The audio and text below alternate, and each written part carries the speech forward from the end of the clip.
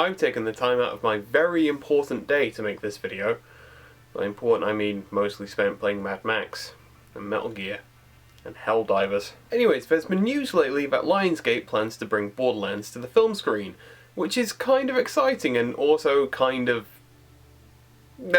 Video games haven't had the best luck being transferred into film, some of the best being best described as okay, and some of the others being made by an angry German man who apparently has enough money to play golf until he dies.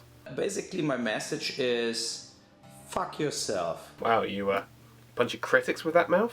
Anyways, I think Borderlands could actually transfer really well to the cinema screen, if they don't mess it up. Yeah, those eternal words. Here are 4 things that I think the Borderlands film needs to nail to at least be described as alright.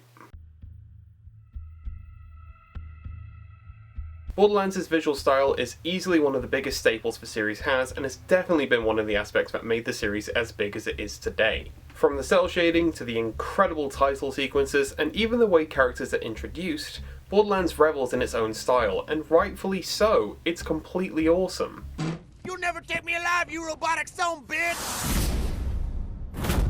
But that being said, the film really does need to nail the visual style of Borderlands, because it's one of the biggest things about the series, and if they don't nail it, then it's going to greatly injure the movie. It could end up being either a big, beautiful comic book style romp on Pandora, or it could end up being nothing but boring, endless sands.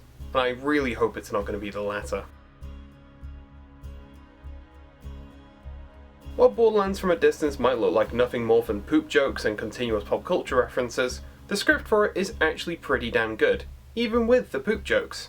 I'm the conductor of the poop train! It manages to combine brilliant and believable interactions between characters, as well as some absolutely brilliantly terrifying scenes, and also some brilliant jokes that are witty, childish, sadistic, or in some cases, childishly sadistic, or even hit you in the face like a brick. Sup, ladies? What you been doing? Talking about boys? Nope. Just discussing casual misogynism and how it manifests in corporate executives. And all of this is held together with a genuinely quite brilliant story, and while it might not be eloquent, it's a lot of fun. It's almost like an Indiana Jones movie, except with more cannibalistic references and a Macho Man Randy Savage alike. I'm Torg, and I'm here to ask you one question, and one question only. Explosions!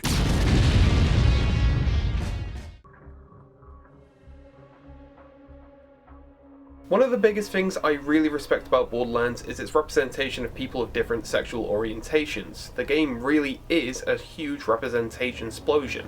For example, there's gay characters, lesbian characters, bisexual characters, and there's even an asexual character. And while these aspects aren't huge parts of their characters, it's still quite huge that they're actually represented in a really positive light. Now, while a part of me does fear this may not be passed across to the film, I really hope it is, because it would just be so good and also so incredibly important.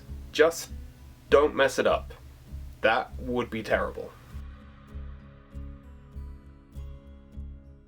Last but not least, Borderlands' characters are some of the strongest and greatest things the series has to offer. From the incredible protagonists and the brilliant side characters to the absolutely terrifying and fantastic villains, the characters of Borderlands are some of the most loved, as well as some of the most established. We've come to know and love characters like Dr. Zed, Marcus, Moxie, Scooter, and Lilith, and completely changing the nature of these already well-established characters would just be incredibly stupid. I do recognise it's a very difficult call as to whether to choose new characters in a new story or use old characters in an already existing story, but it is incredibly stupid to take an already well-established character and change them to fit your story.